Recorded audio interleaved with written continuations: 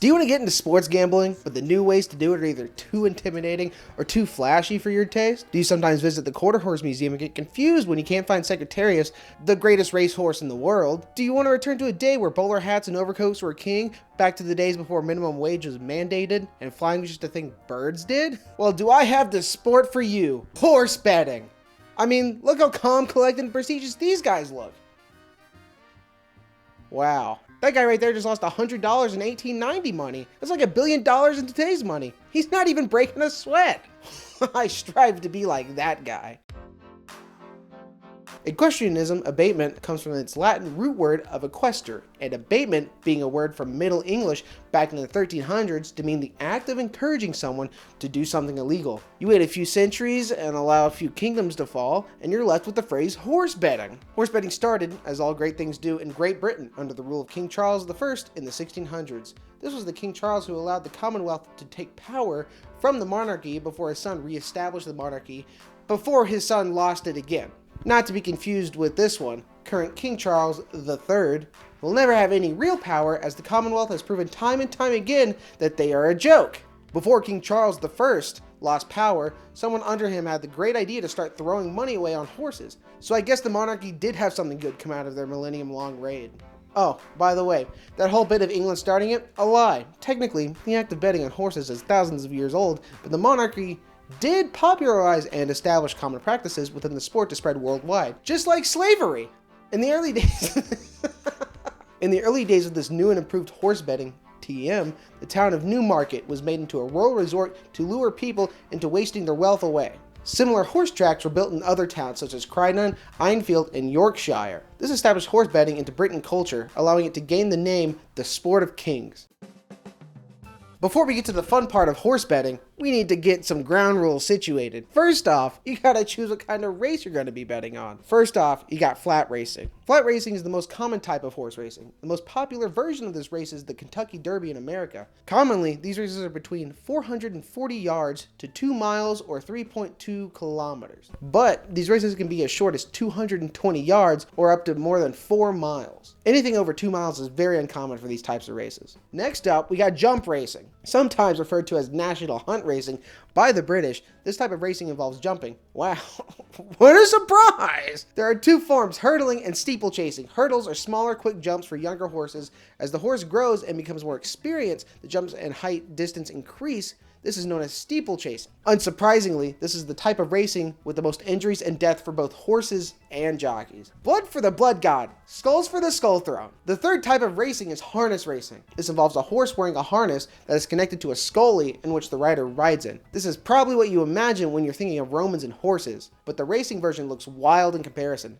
The jockey is barely holding on and is sitting on a bicycle seat 4 feet behind the horse. It looks super uncomfortable. The fourth kind of racing is saddle trot racing. It's like flat racing, but the horses have to run a certain way. It's probably one of the least popular versions of racing. Who is getting into racing that much that normal isn't good enough? They have to run a certain kind of way or they're disqualified. Okay, so this is how horses normally run. And this is saddle trot racing. Yeah, you know how they get the horse to do that? Physical abuse and time. What a great motivator!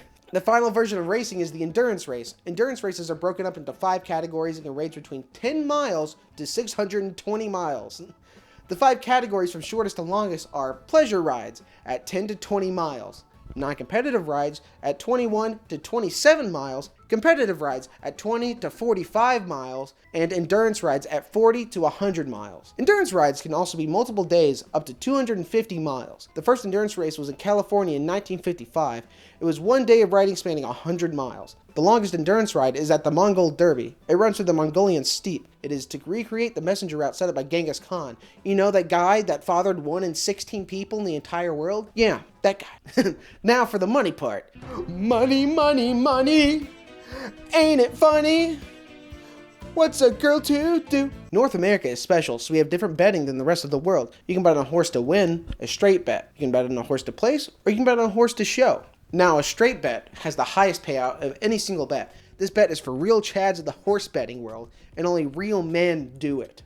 Betting on a horse to place means you're betting on it to either get first or second. And finally, there's the bet for little babies who don't really understand anything about the intricacies of horse betting, which is for a horse to show. That means you're betting on the horse of your choice will come out in the top 3. These have the smallest payout of any single bet. Again, why they're for babies. You make no money on them. In the rest of the world, you're betting on a horse to place. A race with 7 or less horses, only the top 2 will place. Races with 8 to 15 horses, the top 3 will place. And races with 16 or more horses, the top 4 will place. You're still betting on a single horse, but you bet in what's called each way. This means if your horse wins, you get the whole payout, but if your horse places within the given criteria, as I've previously stated, you only get a portion of the payout. The closest thing America has to this version is called betting across the board. It's where you make an equal bet on a horse to win, show, and place. If your horse places first, you'll get 3 payouts, or second, you'll get 2 payouts. Or you'll get the little baby payout because you only got the third, and then you'll lose money because you're a little baby who voted on a horse to show.